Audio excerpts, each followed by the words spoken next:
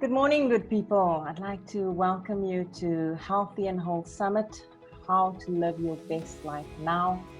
Today, I am very excited to be sitting with Akash Sehrawat, who's from India, and he's going to be talking to us about weight loss, about the myths around it, and about how he can help you reach your goals quicker. Welcome, Akash. Thank you, Melissa, for having me here. Just a bit of background about Akash. He's a holistic health practitioner and a board certified from the American Alternative Medical Association. He also has 2 certifications from the National Academy of Sports Medicine and a certified personal trainer and performance enhancement specialist. Akash is also a yoga teacher and has over 1,000 teaching hours under his belt. Akash is the creator of fabulousbody.com. Through his website, his mission is to help millions of people around the world to become fit and healthy. He has more than a decade of experience in the fitness industry in various positions: personal trainer, yoga and nutritional expert. In 2010, he had an opportunity to open up his own health club under the name Yovenus Fitness, where he had the privilege to train and counsel thousands of people and help them with their fitness and health goals. Akash is also an author of 3 books that can be found on Amazon, and he also writes on Quora, and his answers have gained more than 13 million views in less than a year. Wow, that is quite a bio, Akash. Yeah, it's just that I've been in this industry for around 15 years now, approximately. And this is something that I just love to do. And it just happens naturally when you have the willingness to help people. So you just keep doing the work and, your bio just adds up, I guess. Yeah. Oh, and I didn't add that Akash is also one of my mentors. He's got many courses available on Udemy, and I learned so much from him because it is so well put together and detailed for you to understand every aspect when it comes to health and fitness. So thank you for that as well. Right, to kick off, I'd like to start by asking you is, why do most people struggle when it comes to losing weight? What are the reasons that you could open up for us? Right. So there are many reasons why people don't lose weight. So today I'll just discuss the most important ones. So the first thing is the food. The food has become so processed and refined, and most of these foods have hidden calories in them in the form of sugar, which is in disguised form. And so one common example is cereals. So most people think cereals are healthy, but the fact remains that most of the calories in them are from refined sugar. And there's mounting evidence that consuming these processed and refined foods not only make you fat, but significantly increases cravings. And to add to that, there is overabundance of food, and most of us are in the habit of, munching and snacking throughout the day. And the problem is further compounded by food delivery companies, which are ready to deliver anything you desire at your doorsteps in a very short period of time. So no one wants to cook, and most of us are eating healthy, refined and processed foods most of the time. And the underlying ingredient in them is sugar. And there's enough data which says that sugar makes you fat. Then another reason is lack of activity. Most of us lead a very sedentary lifestyle. On an average, if I would say a step count is no more than 1,000, maybe 1,500 steps. And not many people also give importance to working out when trying to lose weight. They just rely, they simply think that dieting alone would help them lose weight, right? And in short term, this is true. I mean, if you reduce your calories, you can lose weight. But then most dieters, they gain all the weight back within a year of losing it. And most of them actually gain more back because, ideally that's not a long-term strategy, right? And the third most important reason is that they take losing weight as an event, rather than try and building healthy habits. Instead of trying to love the process, they focus on outcomes. They want to lose like 10 kilos in a month, and they give themselves very unrealistic targets. So to add to that, they get on a diet which they hate, a diet which is very restrictive and which is not flexible enough. And they join a gym, for example, thinking that it's the best way to lose weight, when the fact remains that they would rather do yoga or dancing, for example. So the choice of activity is not good for people who are looking to lose weight via activity. And because they treat losing weight as an event, within a matter of weeks or a month, they give up. They are not consistent. Consistency is missing in their plan. They rationalize by saying that the program didn't work for them, so they program hop. They try one program for some time, then they find a new program which is more trending, and then they try that, and then they quit, and then they try another program. So I think these are the most important reasons why people don't lose weight. And just to understand, where you said when people just want to do yoga or dancing, what you are saying that is that it cannot be done in isolation. It has to be together with resistance type training, body weight training, in order to get the best results. Yeah, it's actually in two parts. Firstly, you need to do activities that you enjoy. So if I would say, Melissa, if you want to lose weight, you should try weight training. But if you're not really fond of weight training, you would not be consistent with that. Mm-hmm. But say, for example, you love yoga. So my point is that you need to choose an activity that you love and that you will probably do every day without forcing yourself, without, every time trying to motivate yourself. And second point is that, yes, a variety helps. For example, I am a strength athlete and I weight train 3 to 4 times in a week. But then in addition, I love yoga as well, which nicely complements my weight training. And I do walk a lot. So I have this fitness band, which helps me. So variety does help as well. Yeah. All right. Okay.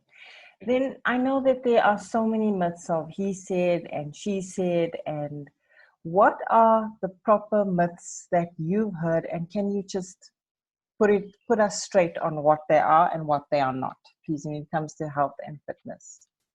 Okay, so the number one myth that I probably call it conventional wisdom that I was trying to follow for many years with a lot of struggle was to eat many meals throughout the day, like smaller meals, 5 to 7 meals. And when I was starting off, I was under the impression this is the only way to lose weight. You need to eat smaller meals every 2.5, 3 hours. That will boost your metabolism, and then you can lose weight. It was a real big struggle for me because for past 2 decades, I have been managing my own meals, from buying the groceries, cooking, and everything.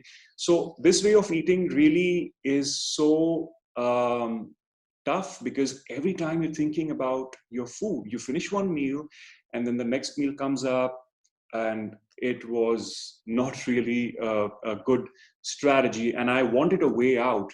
And that, so more I researched, more I actually came to know that this is actually one of the biggest myths floating around in the dieting industry.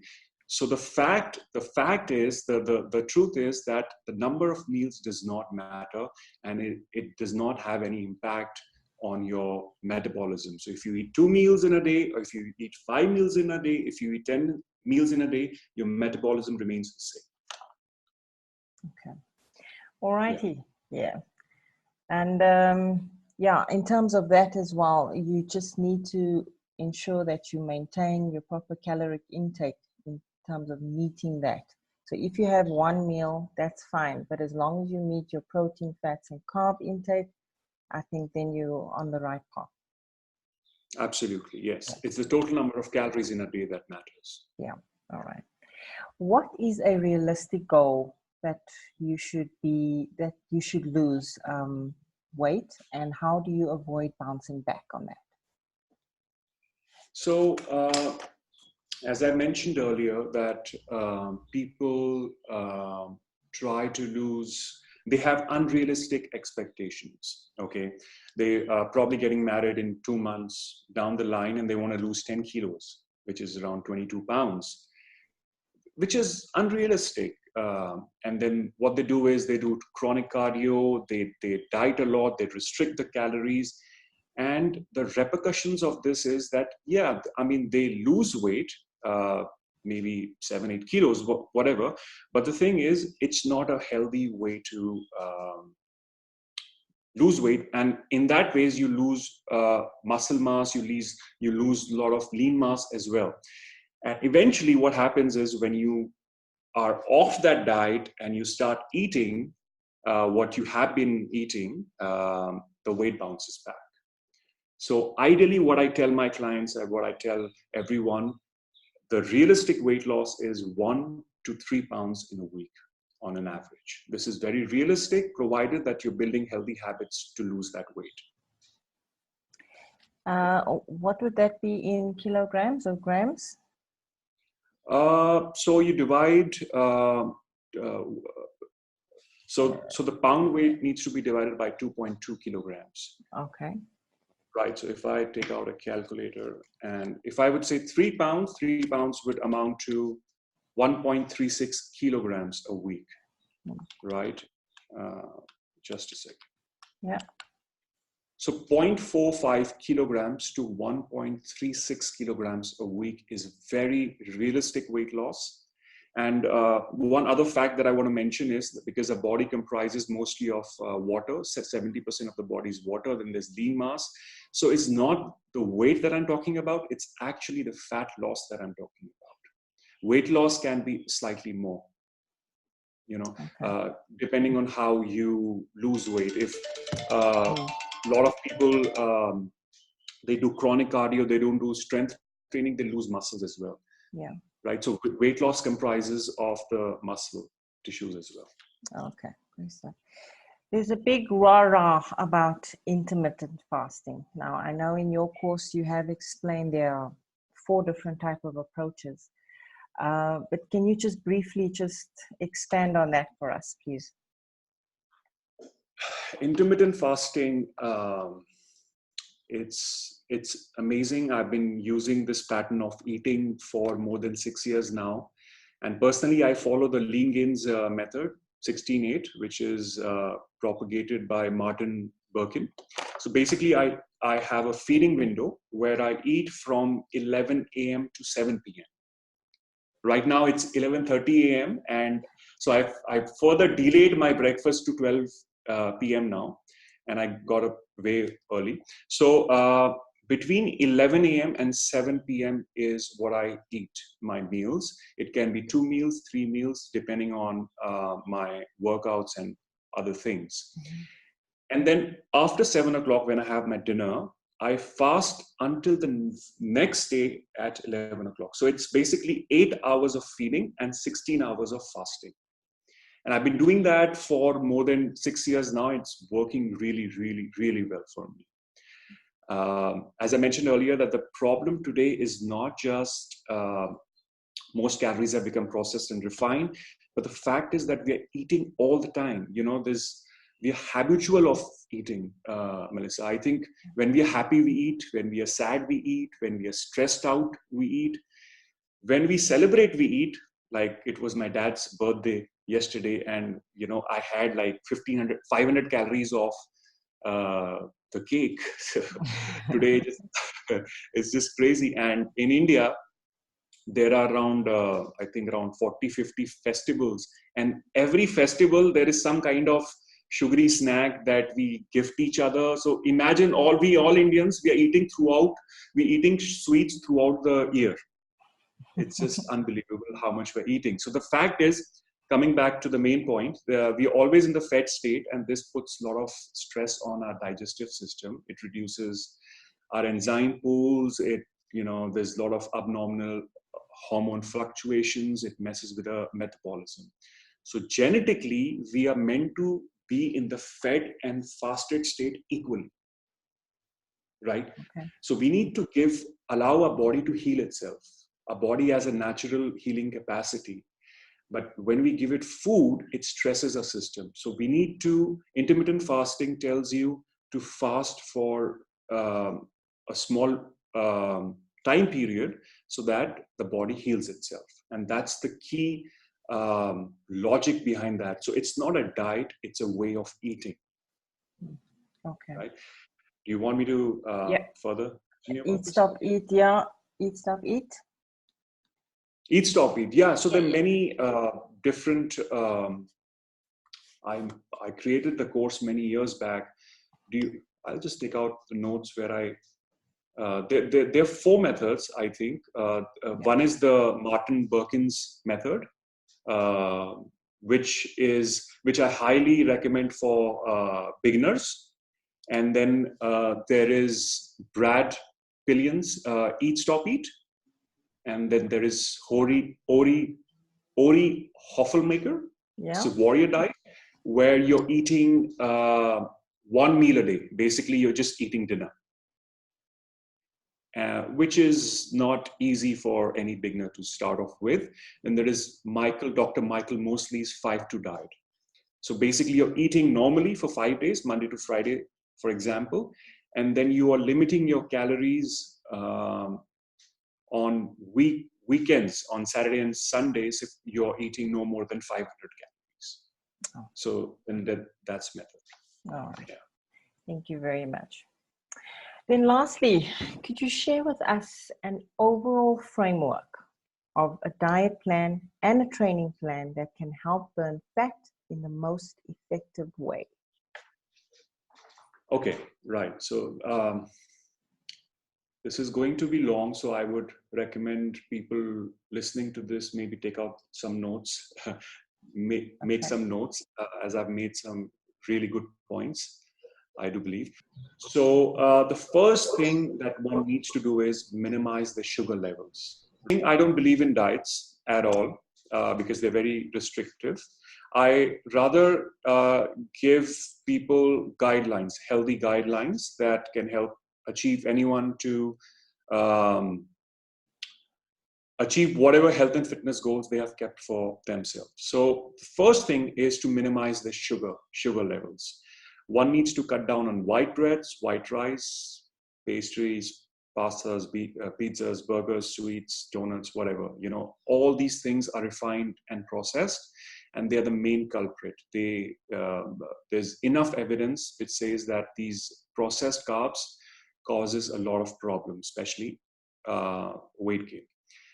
The next aspect of a diet is enjoyability, right? This may come as a surprise to many because, who says diet has to be restrictive, bland, or boring?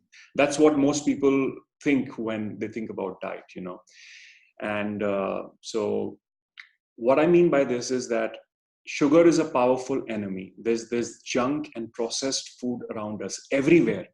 So what I'm trying to say is that you cannot win against a powerful enemy. And most dieters try to perfect their diet. They tell themselves that they will eat 100% of calories from health food. And what they're not understanding is that they're just one bad meal away from quitting.